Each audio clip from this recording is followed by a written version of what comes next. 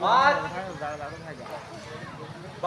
आनंदपुरी उपखंड मुख्यालय पर भील प्रदेश विद्यार्थी मोर्चा के नेतृत्व में हमारे यहाँ पर टीएसपी क्षेत्र के अंदर आदिवासी बच्चों कॉलेजों में जितने अध्ययनरत हैं उन अध्ययनरत छात्रों के छात्रवृत्ति प्रोत्साहन राशि अभी तक नहीं मिली है। उस ज्ञापन देने में हमारे सामाजिक कार्यकर्ता यहाँ के ब्लॉक श्रीमान रमनलाल जी, प्रदेश संयोजक रवि भाई बरजोड़, प्रदेश सदस्य बहन मंजुला जी, बीसीसी प्रभारी रामलाल जी नीलामा,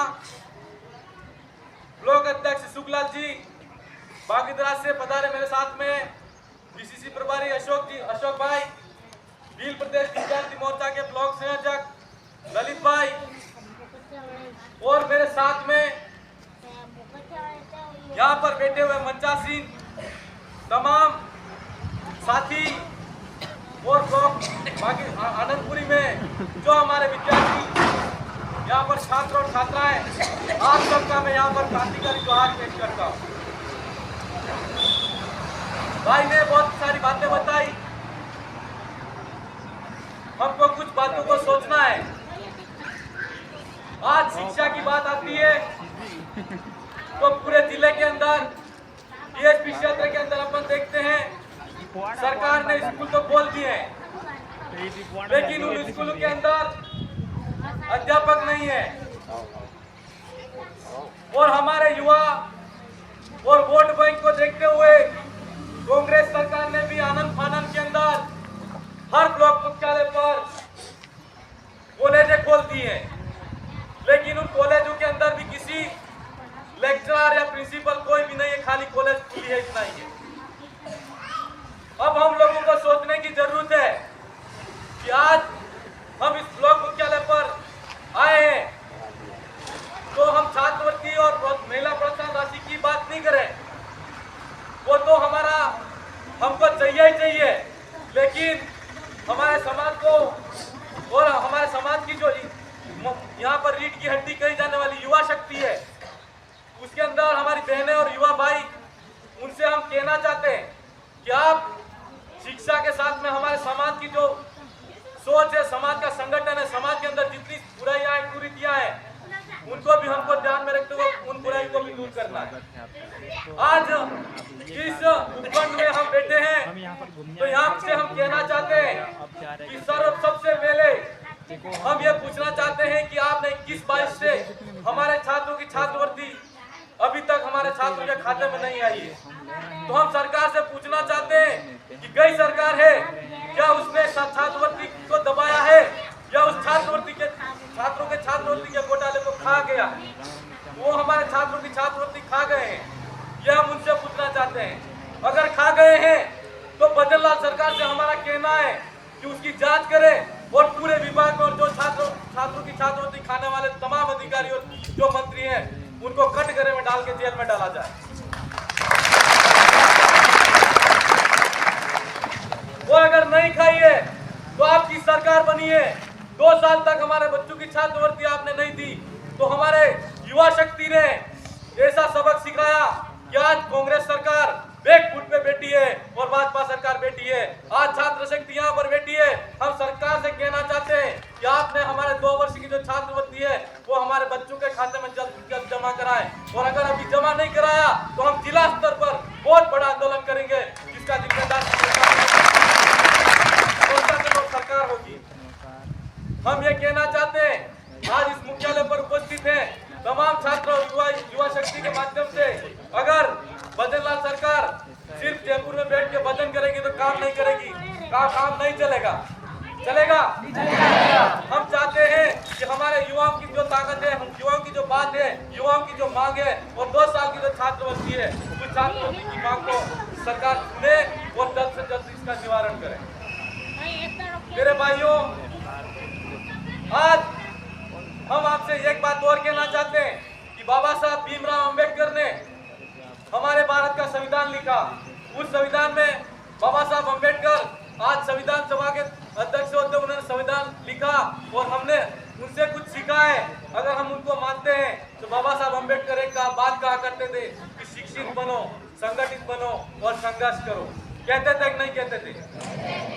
तो हम आज कॉलेजों के माध्यम से, चाहे हम सेल्फ निर्णय या सेल्फ स्टडी के माध्यम से जितने शिक्षित और जानकार हुए हैं, तो आप सबसे एक उम्मीद है, एक आशा है, हमारे समाज की बात हो, चाहे राष्ट्र की बात हो, चाहे राज्य की बात हो, चाहे हमारे संविधान की बात हो, आप सब बात को सब बखूबी तरीके से समझते हैं। तो हम शिक्षित हो चुके हैं तो समझते हैं, तो आप शिक्षित तो बन चुके हो। हम आपसे कहना चाहते हैं, युवा शक्ति भाई और बहनें, आप दोनों से हमारी यही उम्मीद है कि अब हमको संगठित होने की आवश्यकता है कि नहीं है? जब तक हम संगठित नहीं होंगे तब तक हम कुछ नहीं कर सकते, क्योंकि सरकार कहां पर बैठी है, चाहे प्रशासन हो, जब तक संगठित समाज नहीं होगा, संगठित युवा नहीं होगा, उसकी शक्ति का प्रदर्शन देखने के बाद में ही वो हमारी बात सुनते हैं। इसलिए हमको संगठित होने की आवश्यकता है। आज एक बात और कही उन्होंने कि संघर्ष करो। मेरे युवा भाइयों, मेरी बहनों, संघर्ष करो का मतलब उनका ये था कि आप अगर शिक्षा में हैं तो शिक्षा के क्षेत्र में संघर्ष करें। अगर आपका निर्णय, आपका अगर सेल्फ डिसीजन ये होता है कि मैं खेल के क्षेत्र में जाऊं, तो आप खेल के क्षेत्र में संघर्ष करें। जब आपके बात समाज आपके बात की हो तो आप वहां पर संघर्ष करना पड़े तो सब संगठित होकर संघर्ष करें। उसके लिए बाबा साहब कहते थे कि शिक्षित बनो, संगठित रहो और संघर्ष करो। मेरे भाई, बाबा साहब अंबेडकर की बात आती है, मैं इस मौके पर इसलिए कहना चाहता हूँ, एक बात और कहा करते थे कि मेरे समाज, जिस समाज के अंदर अगर महिला पढ़ी लिखी नहीं है तो मैं इस समाज को की जो जनरेशन प्रगति कर रही है उसको मैं अधूरा मानता हूँ। वो ऐसा इसलिए कहते थे कि वो समानता में विश्वास करते थे। समानता का मतलब वो स्त्री और पुरुष के अंदर भेद नहीं करते थे। वो ये कहते थे कि जितना शिक्षा की आवश्यकता युवा को उतनी ही शिक्षा की आवश्यकता महिला को भी। तो मैं आज यहाँ पर ये कहना चाहता हूँ कि आप जितनी महिलाएं बहनें बैठी हैं उनसे ये मेरा अनुरोध है कि आप शिक्षा के क्षेत्र में आगे बढ़े और संघर्ष करें और अपनी पढ़ाई पर ध्यान दें और अपने अच्छे और सुसंस्कृत समाज का, सभ्य समाज का निर्माण करें, क्योंकि आप ही इस समाज का सबसे उद्धार करने वाली महिलाओं के लिए आज यहाँ हमारे साथ बैठी है। हम चाहते हैं कि हमारे पास साथ में आने वाले समय के अंदर ये तमाम बहनें बैठी है वो बैठनी चाहिए। इसलिए मैं शिक्षा की बात कर रहा हूँ।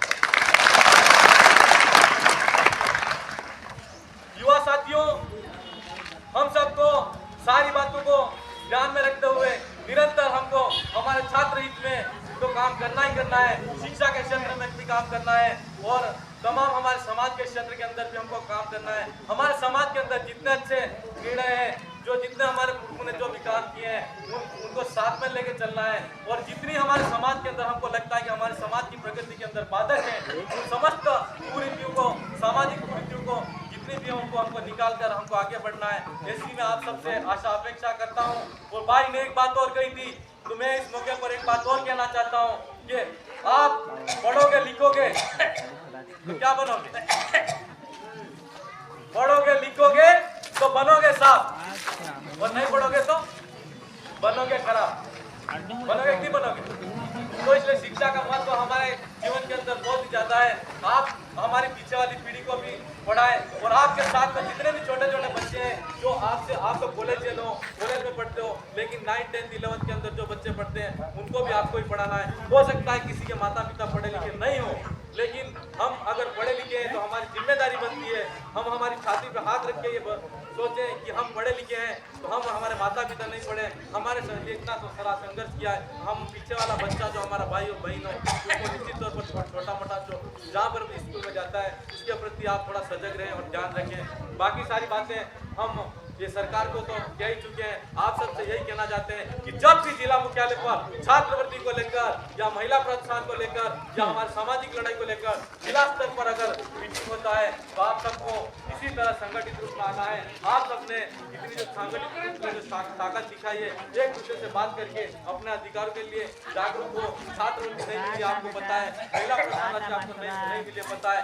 तो आपने सरकार और प्रशासन को जगाने के लिए आज उपखंड मुख्यालय पर यहाँ पर आए हो आप। ठीक उसी तरह हम चाहते हैं कि आप जिला मुख्यालय पर जब भी रैली हो इसी ताकत को ऐसी ही संगठित को रखें और जिला मुख्यालय पर हम ऐसे ही ताकत के रूप में जाएं। आप सबने मेरी बात को सुना, आप सबको मेरा क्रांतिकारी जोहार। जय आदिवासी, जय वीर प्रदेश, जय जोहार, जय श्री राम। भारत माता की